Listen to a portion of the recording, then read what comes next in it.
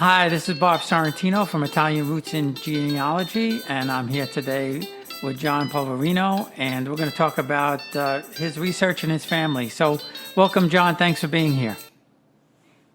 Hey, thanks for having me. I'm looking forward to it. It's an exciting thing to start to see, where your family comes from. So it gets very confusing, though. I'll tell you that.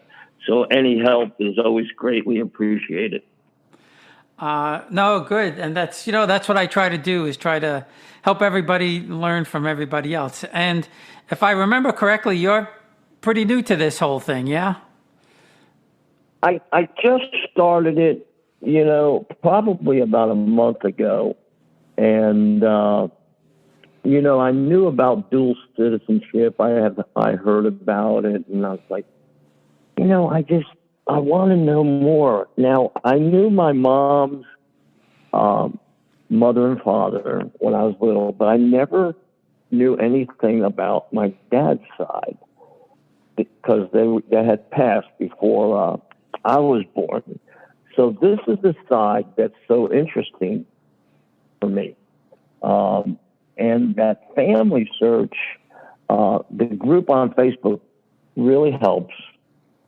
So that's how it all started. And now, I found out that Mariana Polverino, Angelina Polverino, and they were all from Acri, Cosenza, Italy.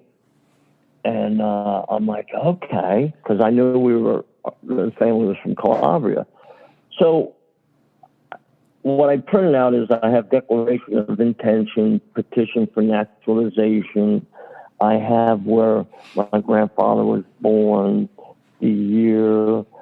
I have the 1930 U.S. Census. So I'm finding all this interesting stuff, and I'm like, this is just too much. So the question is, am I a viable candidate to keep going with this, or it's just nice to know, for the family? So you mean to get the citizenship? Yeah, is that what you're? Yeah. I would keep pursuing it, and if it doesn't happen in my lifetime, hopefully it does. But at least my kids got something to follow and pursue. I think it would be terrific. And I just started. I should have done it a long time ago, and I never did. I'm good to go, but I'm the kind of thinking the same way. I'm older than you, but I want to do it so the kids have it because you never know, and it's great for them to have it too.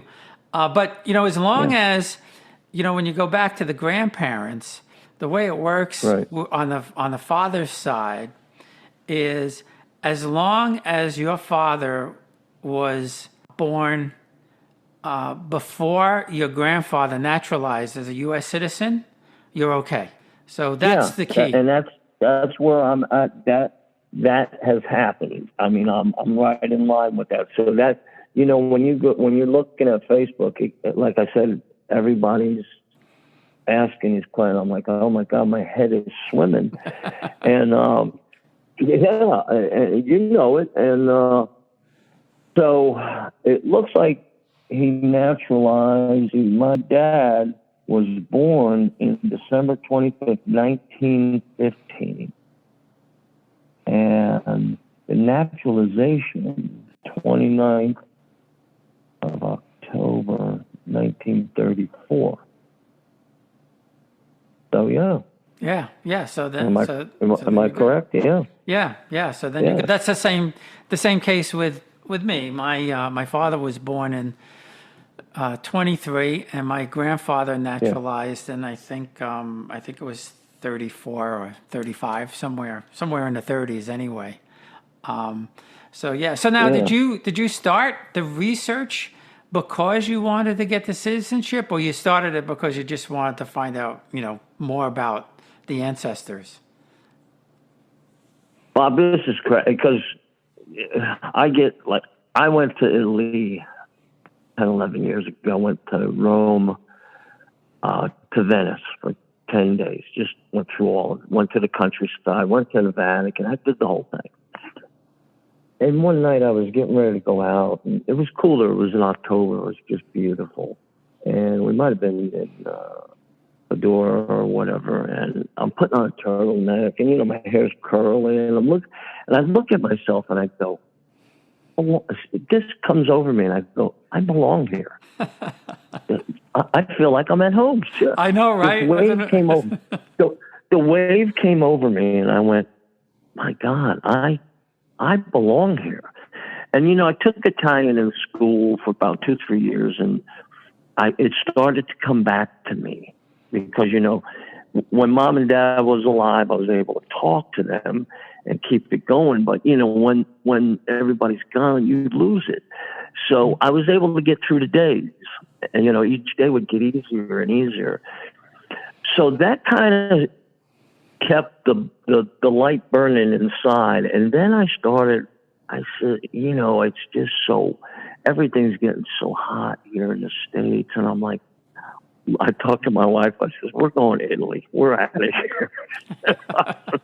and then I had some friends who bought some houses, you know, for the dollar, you know, that really? Yeah. That deal they were offering, they did it. Wow. And I'm all about stuff like that. And they bought 2 homes.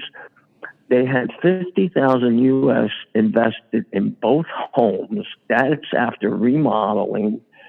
So now they have a place to live 3 months out of the year, and then they VRBO the other ones.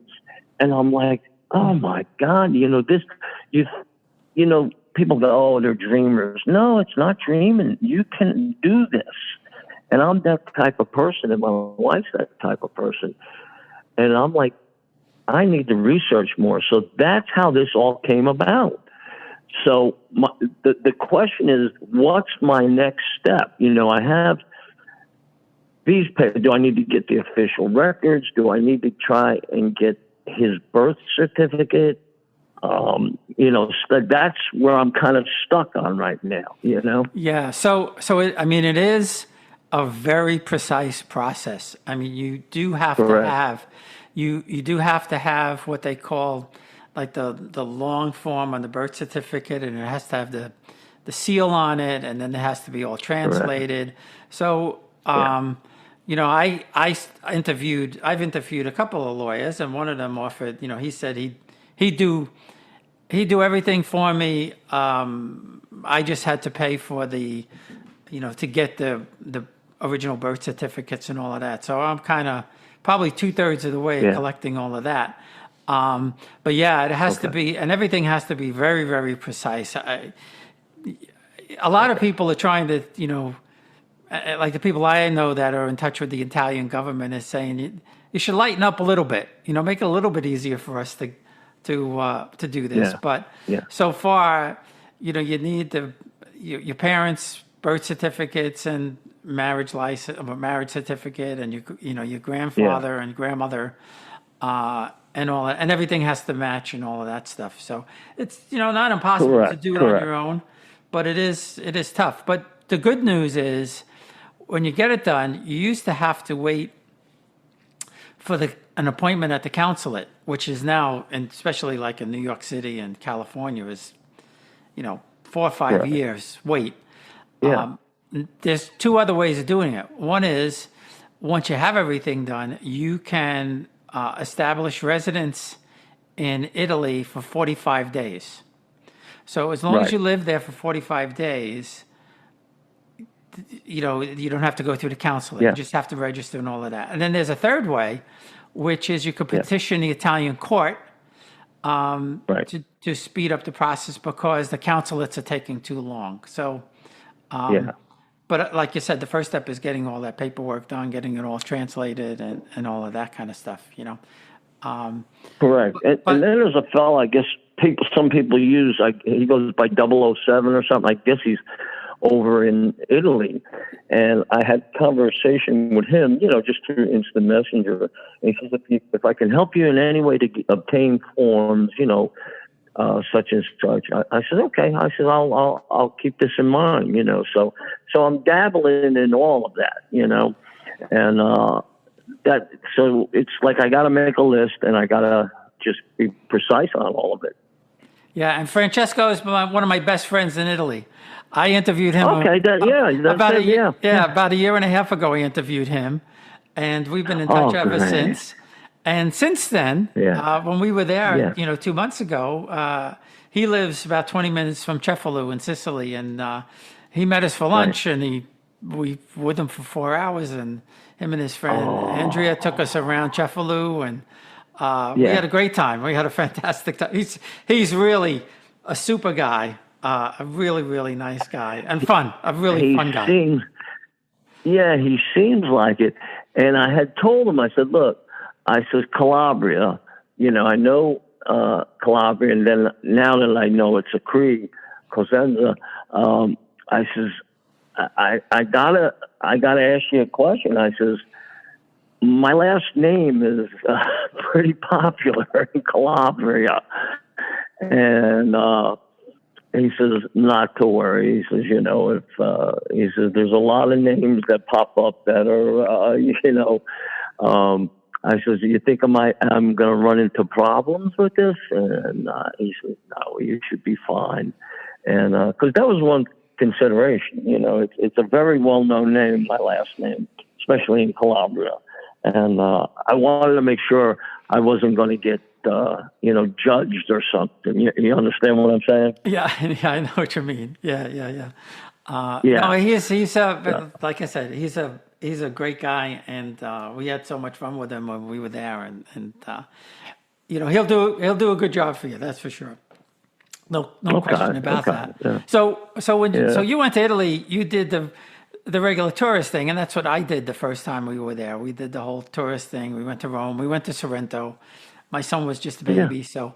But I tell everybody that's not the real Italy. The real Italy is when you actually get to the hometowns and see those people and meet those people. And we had an amazing trip in June. It was beyond belief.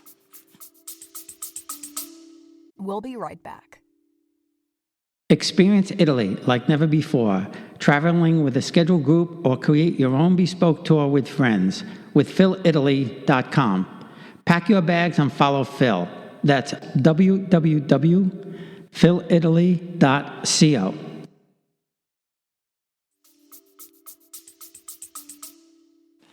Well, it was a pilgrimage to the Catholic Church in St. Augustine, Florida. And the lady I was dating at the time, she said, would you like to go on a pilgrimage? I said, well, give me the scoop. She says, it's 10 days, airfare, hotels, blah, blah, blah, blah. We go from Rome to Venice. And back then, she says, $3,200. I couldn't count it fast enough. I'm like, count me in, So we go, and I'm telling you, if you're a spiritual person or not a spiritual, when the first church I walked into, tears came out, just started running down my face, because I used to do pottery for 5 years. I used to do woodwork, and so I'm a craftsman, and I see the beauty in it, and it just blew my mind. I'm like, oh my God!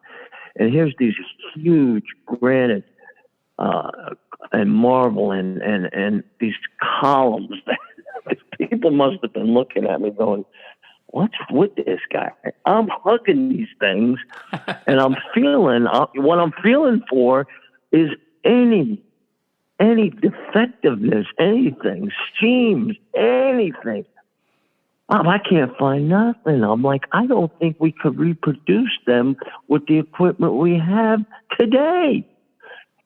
It just blew my mind. So the beauty, the catacombs, the Vatican, and then when we got in the countryside, that's where Rome's crazy. It's like New York City. And we had the best bus driver. His name was Paolo, and he's driving. So, you got one lane coming one way, one lane coming the other way. And then what's on the middle lane is the scooters. And I'm like, oh, my God, I'm a nervous wreck, and I wasn't even driving the bus. I says, I hope they pay you well because you are amazing. And the size of the streets. he's taking one of these big buses down the street. I'm like, oh my God. So it was just a wonderful experience. And I had a good friend who was from Greece, Acri, and Ari said, you know what, when you come back from Europe, you're going to be a changed man. And I was. It's true. I was. Yeah. You know, and I'm a chef by trade, okay? And when I came back, I told my buddies, because we do a lot of wedding catering, we used to do in St. Augustine, I says, we're doing it all wrong. You know, all these heavy sauces, the Americanized form of everything, you know, heavy sauces. I says, everything is natural, light sauces. You know, it's just totally different. So I did. I came back changed. And that's why there's something in me. I don't know if it's mom, dad, or my grandparents bugging me in the back of my head going, you need to keep going with this. Because literally, I have to be related to somebody there with all the Polverinos there. You get my point? And yeah. I gotta go. I would actually leave. The wife and I would actually pack up and leave today. I could live that simple. I told her, I says, totally just simplicity. You know, you're walking through small streets, the beauty of that, but simplicity. You know, here in America, you know, we're spoiled. It's in excess of everything. So there, it's just the beauty and the simplicity of life, and take the time. You know, between 1 and 4, you better be out of them shops.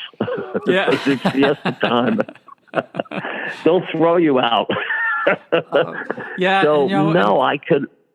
Good. Yeah, no, and to your point, I mean, we came back the same way. I mean, we were there 25 years ago, and we didn't really see the beauty and stuff like that because of where we were. My son was a kid, but you know, we were back 2 days, and we're walking down the street over here, and we live in New Jersey. We're 3 blocks from the water. I mean, it's nice.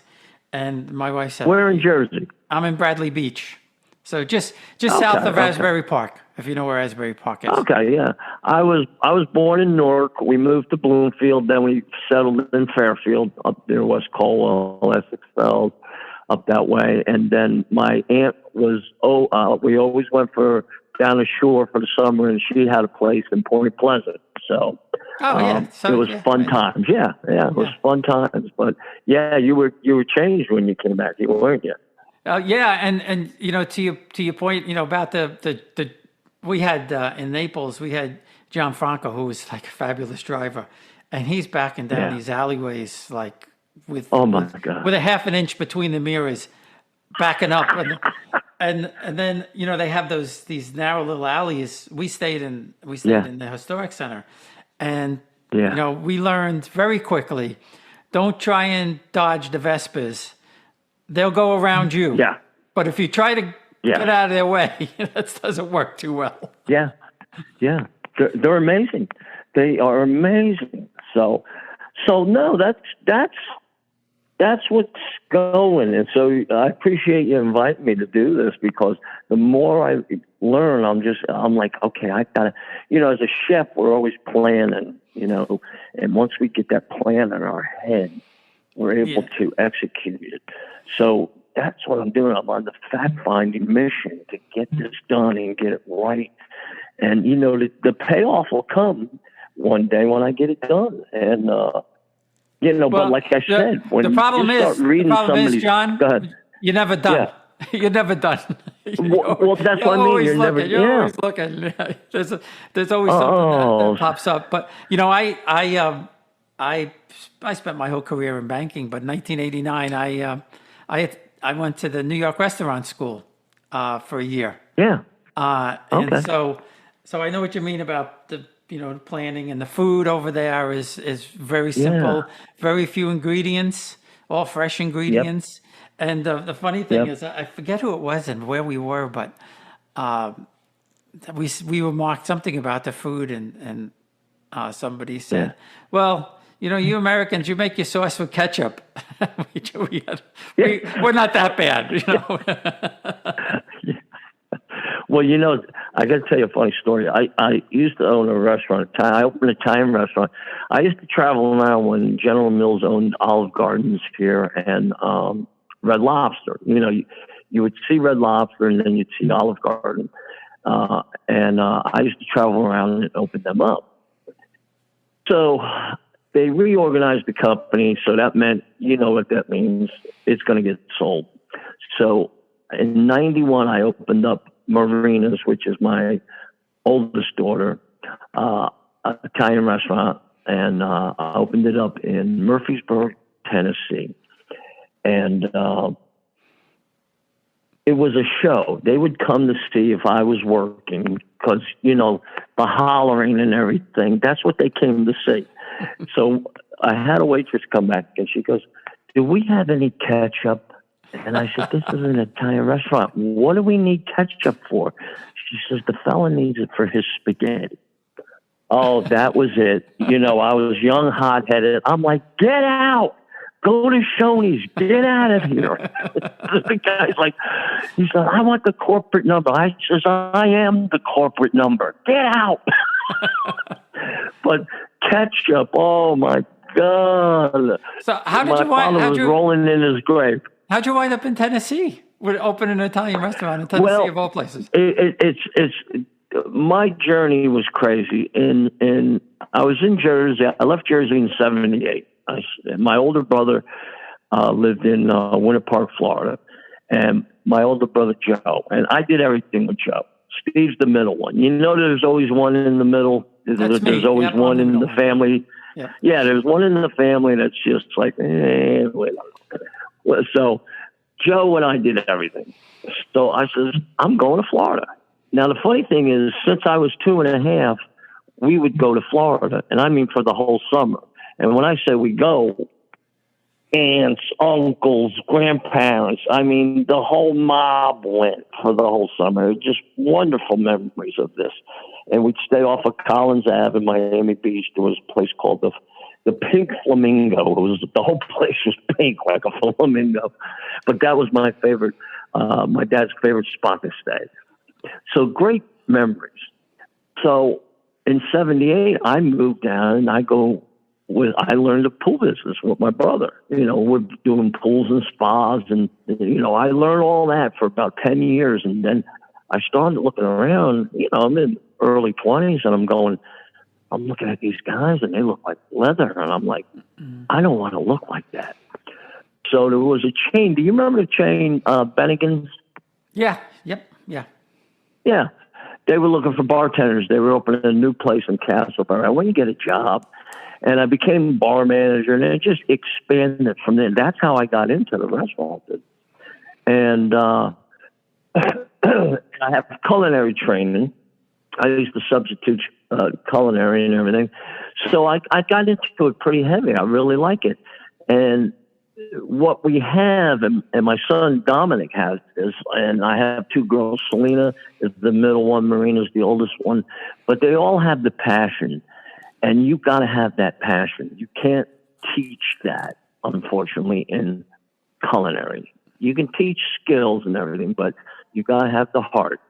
And when you got the heart, you know, I'd watch the old man cook, and I'm like, "Dad, how much did you put of, you know?" He goes, a little bit of this, a little bit of that. You know, there was no measurements, okay?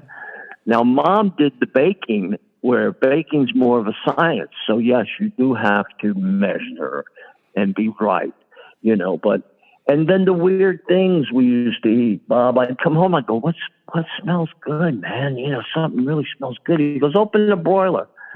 Pull open the broiler. There's calves' heads in half. Ugabasel. Yeah. I'm going, "What are these?"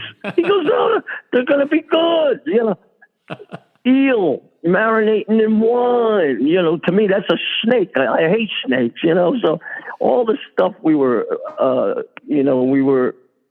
shown. And I always tried with the kids, "Hey, just try it. See if you like it," you know. So that's how the love of all this came about. So that's how I wound up. I got in with General Mills, and they sent me all around to open up all these stores. I'd get them staffed. I'd get them running. moved to the next one, and then when they said we're going to reorganize, that's when I decided to open my own place. And I was up, they sent me up to Nashville. So I was outside of Nashville, about 30 minutes outside. And Marina's, if you look it up in Murfreesboro, it's still in business today. We had a couple of customers that bought it, Doug and Patty, and God bless them, with their 5 kids. They're running it all these years. I mean, that's the legacy. I always, you always forget what you did, what mark you made in the world. And I go back and I look at the pictures of it. And so right now I'm in North Carolina. I live there. My kids are still in St. Aug. But Marina's is about 3 hours from us. So we're going to take a ride one day.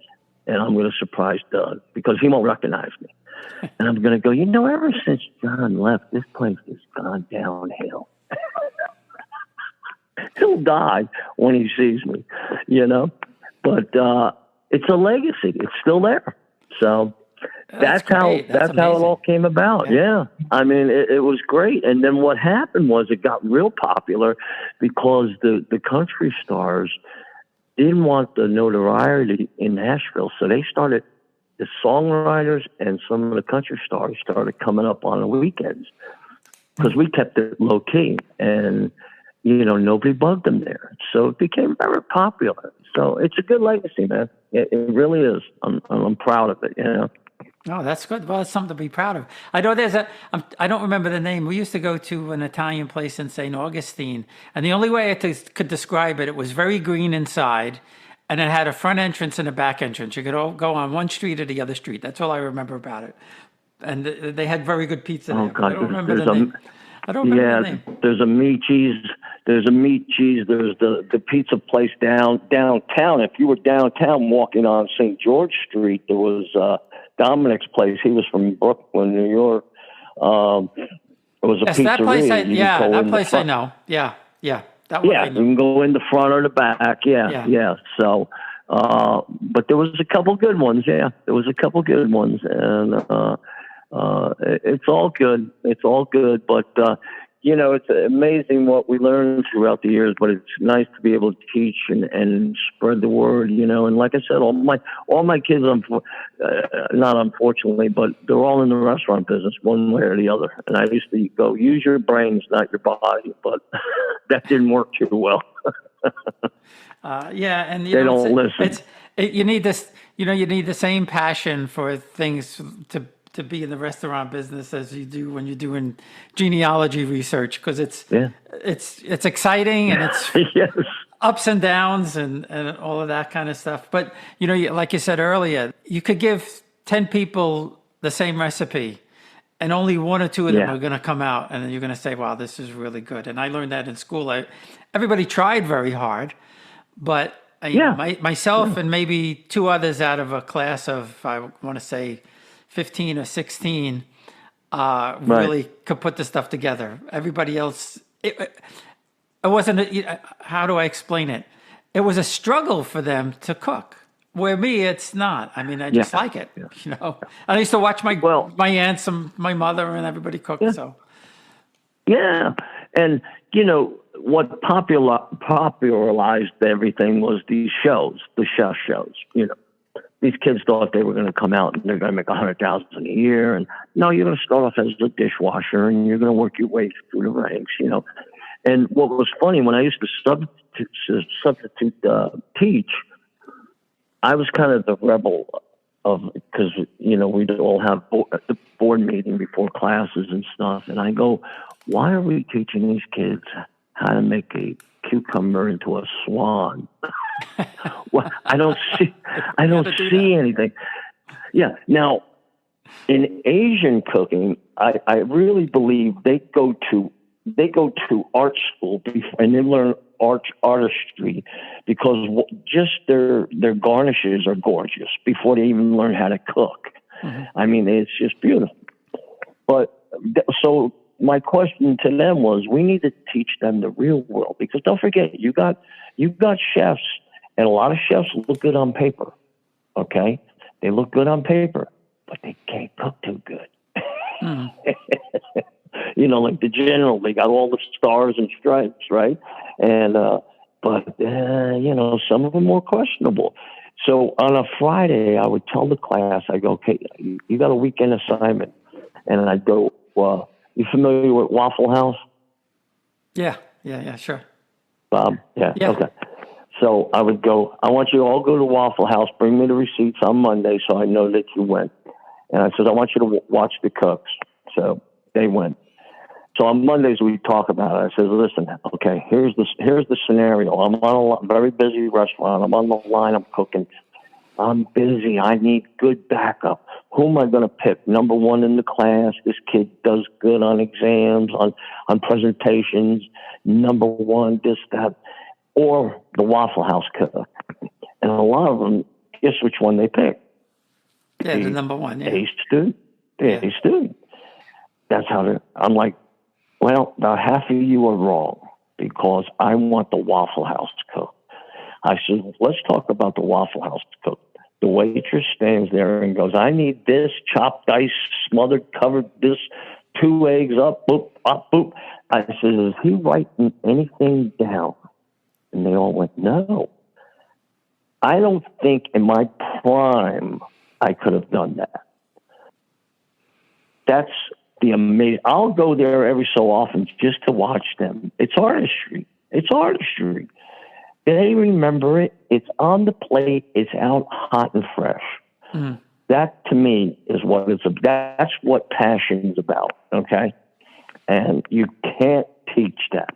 So that's my little story of the Waffle House and the students. So it's all good though. So now since you've been doing the ancestry thing, have you found anything that you didn't know about or that surprised you yet? Well, you know, I sent you those couple pictures of the family, and I found the headstone. Did you see the headstone? I saw that. Yeah. Never knew. I was on Family Search, and I put in pictures, and that popped up, and I went, oh, my God. So, unfortunately, you know, my older brother passed away. My brother, Steve, doesn't know too much about it. So I'm trying to find out what cousins, you know, might know more about this. But I know it's somewhere in Jersey that they're buried. So that's the next steps. I need to find out this. And that's what I'm working on. So yeah, I mean, I'm like, oh my God, there it is. This is real life, you know. This is real. This is not something I'm dreaming about. This is actually real. So it's always a surprise, man. Yeah, you have to go on. Just go on Facebook and start, you know, hunting down Polverinos and, you know, see who pops up. You never know. I mean, you'll find somebody doing the same thing. I found a lot of people, you know, like that, especially some of the people in Italy, just by going out there and saying this was my great grandfather, and people came back and said, I know who that is. What I'd love is a Polverino from Calabria. Go, yeah, you're part of the family. And I can go in and go, hey, I'm part of the family. Can I move in? Well, you know, you were talking about the houses before, and we went to Montebello in Calabria, which my grandmother's great grandfather, he was the baron there in these two towns, Montebello and Fossato. Okay. And we went there, and we went to Montebello first, and we came out. They had this whole thing in the square and the music, and we went into church, and we came out, and then when we were leaving, the person who had helped us set up everything, Letizia, said, I think his name is Nicola, but I don't remember. He said he has a house for you for free, and he'll fix it up, and you could have it. Now, it's he actually sent me some pictures, and I said to him, I can't take a house from you. I said, if we can, what would be nice to do is if you fix the house, we'll come and visit, and we'll get people to come there so that they could come to the town and see how wonderful it is. I mean, when we were there, I mean, everything you said earlier about fresh, they laid out a spread for us that was homemade cheese, homemade wine, home cured olives, homemade olive oil, homemade bread. And then the capicola was unbelievable. And I said, very few of them spoke English, but I said, I've never tasted anything like this. We don't have Italian ham like this. We got this fake stuff. No. And she said, oh, well, we still make it the same way it was made 300 years ago. She said, we kill the pig on the day after Christmas, and then we cure it until March, and now you eat it. And it was, like you said earlier about simplicity and everything. This was so natural this wasn't like out of the ordinary for them, like it is for us. To me, this was like, wow, and this is the way we live. That's the beauty. That's what intrigues me. Is that what you just said? This is normal living for them. And when you start, as we get older, we start to think, and I'm like, wait a minute, who, we're all based on, he's got X amount of money, this guy. Well, they're rich. They are rich. They're rich in a different way. Yeah. You following me? Yeah. I mean, they got it over us. They've been doing simplicity and life. And, here, I can't drink a glass of wine without getting a headache because of the sulfites they put in there. Mm-hmm. When I went to Italy, I could drink it all day long. It didn't bother me. Now, why is that? Okay? So it's a beautiful thing. It's all from they're doing this. They're making the bread, the olives, the olive oil. This is natural to them. They know nothing different. Okay? Yeah. Yep. The hams, yes, it's going to, because it's not filled with nitrates like we do here. So there's no words for that. It just takes. I want to do it so badly. I mean, seriously, I would leave tomorrow to do that. I would too. Well, we've been looking and. The amazing thing about my whole journey was, I found one cousin from my grandmother, fourth cousin from my grandmother's family from Naples. They originally came up from Calabria, but the nobles all lived in Naples, so that's where they all settled up around there. And through Cinzia helping me, and I'm saying, who's this person and who's that person. And we started uncovering, people. And I had no idea that my father has living first cousins in Italy. My father passed away. I wish he knew all of this. He passed away in 97. But I had no idea. Okay. He's got first cousins in Naples. I know. And I know. When we discovered...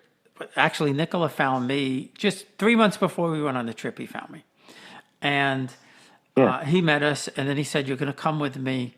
And he took us to an apartment, and we get there, and he says, "Wait here for a second." And he went up the last flight of stairs, and I hear all this Italian going back and forth. And he says, "Okay, come up." And we met by 3 women in their 90s. 2 of them, my father's first cousins. The other woman was married to my father's first cousin. And John, we're standing there in their living room, and Zia Ida takes out my parents' wedding photo with my grandmother's handwriting on the back and shows it to me. Oh my God! I almost fell off I almost fell over. I couldn't believe it. I got goose pimples. Yeah, I got goose pimples. Unbelievable. So I just and they were more thrilled to meet us. They were just ecstatic that we wanted to go there and meet them and drink with them and they fed us, of course. They had to feed us and pastries and limoncello and all that stuff. Yeah, you're eating. But I hated One way or the other, you're eating. and I hated to leave there. We talked earlier about you walking down the street and you feel at home. I felt like I was transported back 60 years. Yeah. That's how I felt. Yeah. But only I was in the real place. I was in the real country, not in America. No, yeah. You were there. And you know what means more now to me, and I'm a cancer survivor since 2004, okay? Literally, I should be in an urn on somebody's mantle. I beat all the odds, okay? That's great, yeah. And I hope I'm still alive because of one thing, so I could torture the kids a little bit more. So I think that's why I stay alive. Now, have your children gone? Have your children gone to Italy? Have they been there? No. That's why I'm doing the work here. Busy lives, but that's why I'm trying to get the groundwork done here. To go, hey, you can do this. You understand? So that's what the big journey is about this, and is to go. So I've been sending little snippets. Here's the town of Acri. Here's what it looks like. I looked it up. I looked for homes for sale. I actually researched. Yeah, we're doing that too. Yeah, it's all attainable. It is all attainable. Yep. And what you said, you're standing there. Let me tell you something. When I went, if somebody came up to me and said, I got a small apartment you can have, we'll pay a little bit of money, you can flip pizzas all day long, I would have sent the kids, hey, I love you. Here's where I'm at. I'm not coming home. I would have literally stayed, honestly. That's how I feel. It's just a soul. God, it's just amazing. I'm charged just talking to you about it because you went through the same type of stuff. But we going to go back. We went to this town that for anybody listening, if you ever go to Calabria, you have to. It's a must. 2 places I'm going to tell people they must go. If you're in Calabria, you have to go to Scilla, Scilla. Okay. It was the most beautiful place I've ever seen. And, my wife even said the other day, she said, when we got there, it didn't look like that much. I said, yeah, well, because we were up on the top of the hill or the thing. But you go down these winding streets to the seaside, and the restaurants are all over. The restaurants are literally on top of the water, and there's a big castle up there and all of that kind of stuff. And then the other place, if you're in Naples area, we went to, there's no relation, unfortunately, I wish they were, Sorrentino Vineyard on the side of Vesuvius. And they had a wine tasting up there. And it was just so peaceful. And they served you 5 different kinds of wine. And they gave you a very, like you said earlier, a very light menu and incredible antipasto with the ham and the cheese and all of that. And then spaghetti with the just fresh tomato sauce just with probably 3 or 4 ingredients in it. And then, a dessert made with their homemade jam. And you're just sitting there with the breeze blowing, looking at Vesuvius. And it was just unbelievable. It's incredible. So in that situation where you just told me, who's the rich person then? They are. They are. Bingo. They are. Bingo, my friend. These people, my wife. Not about. My wife tells me every day, look at Sheila again, see if there's something there. And I said, there's the place that's right. You look out the window and the water's literally there's no land. You're looking at the water. She said that's a little too close to the water. But it's. I'm telling you, in the next, it might go tomorrow, but in the next 2 to 3 years, I'm going to either, the wife and I decided we're going to either be there. Now, her mom was born in Canada. We're going to be maybe in Nova Scotia.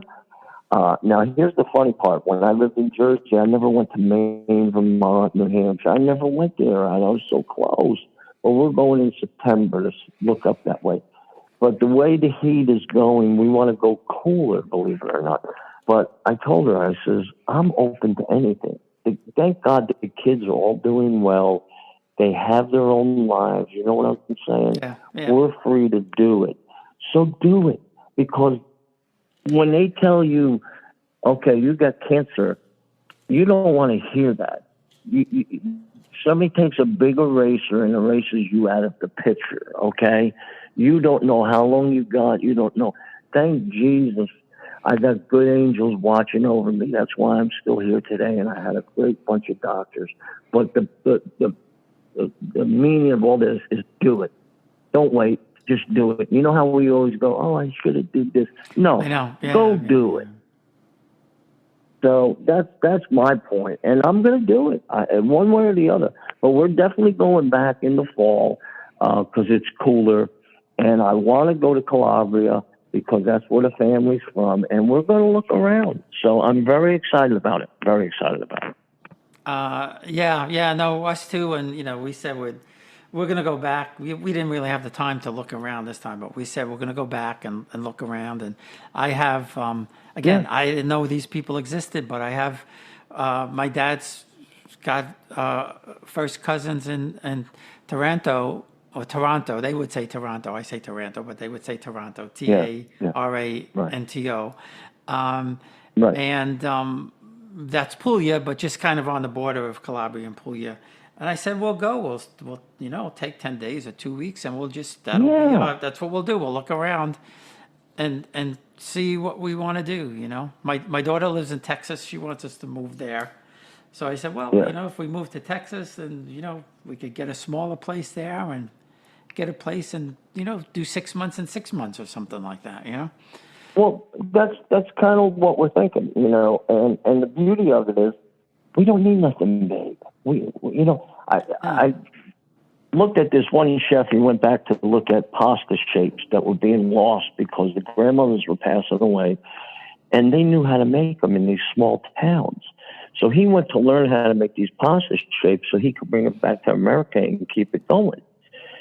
And it was funny. You look at the kitchen and here, what do you see when you look at an American kitchen? Granite, this, shiny this, shiny that, right? So I'm looking at the kitchen. I'm going, look at that. There's a 50-gallon whiskey barrel there with a spigot on it. That's probably where the water's sitting, correct? Then there's a little basin under it. Then they have like a little pit, granite pit or a rock pit, and they got the coal going or the wood going, and they got their little grill. And it's simplicity, Bob. You see what I'm saying? And I'm going, give me water, give me fire, give me a place to sleep. I'm okay. I can do it. I can do it. And these people do it all the time. That's their lives. They know nothing different. We don't need the pizzazz. So that's what's hit me, later in life. I don't need the pizzazz. Yeah, no, I hear you. And I'll tell you one more quick thing before we go. We were in Avellino, and they took us to this little olive oil shop, artesian olive oil. They bottle it. They do their own wines and stuff like that. And I thought we were going to be there for 45 minutes. We were there for like 2 hours, and they had like, they had bread with olive oil and a few, some ham. Yeah. And I figured, well, that's it. But then the wives of the two owners, they had cooked 5 or 6 dishes. I mean, great stuff. But we were entertained by Liberatore, 96 years old, playing the accordion, singing and dancing like he was 25. Isn't that amazing? Yeah. And he was the happiest guy you ever wanted to see. Yeah. He was thrilled. Yeah. Dressed like a mountain costume. It was amazing. And he played for like a half hour. He was going on and on and on. So that's what I'm saying. They're rich and all that. I'm envious of it. You know what I mean? I'm envious of it. So, but listen, this was wonderful. Anytime you want to talk more, that'd be great. I'd love to get in touch with Francesco. Let's stay in touch, please. I mean, if you can help, that's great. I appreciate it. I love talking about it. So whatever we can do. Yeah, definitely. And if you have any questions about research or you're stuck on a name or something, just send it to me, and I'll see what I can find out. But if you're in good hands with Francesco. He's one of the best, with no question about that. Okay. Okay, good. And for anybody and listening, he's Francesco Curione from 007 Italian Records, and he's like I said, a great guy. And I'll send you all the links and everything, John, when I'm done. It'll probably be a few days, and I'll send you the recording and everything. Yeah, that'd be terrific, man. I really enjoyed it, and I appreciate it. All right, thanks again. Take care. All right, ciao, ciao. Ciao, ciao.